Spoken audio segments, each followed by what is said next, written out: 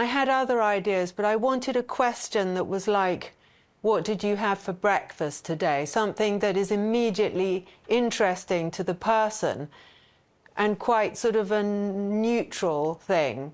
And then it shows a lot. So I thought I'd start, that would be my first question. And Uma bisneta de Freud anda fazendo acenos brincalhões às origens familiares.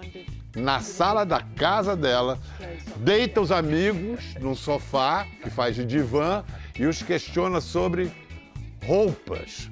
O resultado é o ótimo podcast Fashion Neuroses, ou Neurose da Moda. A nossa convidada de hoje, estilista, designer de moda, ela demonstra que o que a gente escolhe para vestir mostra quem a gente é. E para quem acha que isso é papo superficial, ela responde: moda comunica, moda é linguagem, é expressão. Como já provocava Virginia Woolf lá nos anos 20. Fashion Neuroses is delicious. Was that opening question, why are you wearing what you're wearing, was that the start, the thing that started the planning of the whole thing? it wasn't, but it was, I had other ideas, but I wanted a question that was like, what did you have for breakfast today? Something that is immediately interesting to the person and quite sort of a neutral thing. And then it shows a lot. So I thought I'd start, that would be my first question. And at the start, I wasn't totally sure about which questions I would ask, again, apart from if you fancy someone and don't like what they're wearing. I thought it would be fun to hear what everyone thinks about that. But then with the why are you wearing what you're wearing, it's a very ordinary question that gives a great answer, and it's so varied and so illuminating. It's amazing the kind of answers you get from this simple question. Like people have insights about their childhood. It's something really incredible. What do you think? How conscious are our choices when picking up the clothes that we are going out with? I suppose the whole premise of the idea of, you know, the conversation and the podcast is clothes are more of an ally and more of a friend to you than you think. They're not just, you know, dressing up or being vain, or they're much less surface. If you can figure out what suits you, then when you're having that moment, when you don't want to go out because you have so much self-doubt, it's sort of like how do you deal with the self-doubt? And if you can get your outfit right, you can forget about yourself.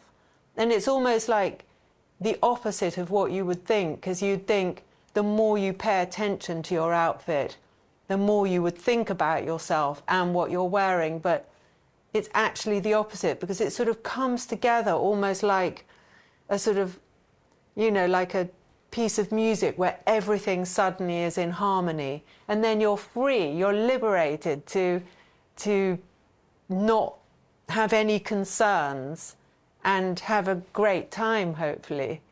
But there's an irony there that when people try to use their outfits as a sort of a disguise, that's the tricky thing, that they can perhaps reveal things about themselves that they are not aware they are revealing. Yeah, I think in everything is a sort of is a signal, really. All those things, and you know, sometimes people are very, very dressed and in a total look, high fashion, and you can tell that they don't know how to express themselves, even though they seem to have every gimmick, every kind of aid available. But then I suppose the thing that's always so fascinating about when someone has a great style, and sometimes it's incredibly simple and it's nothing much except for it's a confidence, and you feel totally intrigued by them, fascinating. You want to know everything about how they think and feel. And I love all the, you know, the signals and the codes. We agree that Oscar Wilde was right when he said that it's only shallow people who do not judge by appearances. The true mystery of the world is the visible, not the invisible. Do you think Oscar Wilde read your great-grandfather? You know, I'm so uneducated about my great-grandfather, but I've no idea.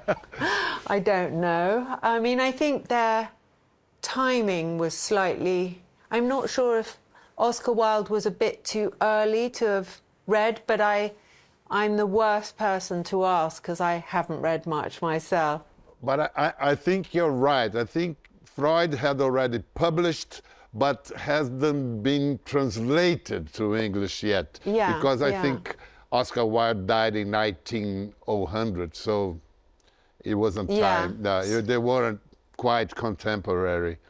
How did you make your acquaintance with Sigmund Freud's ideas? Was it theoretical or a clinical way?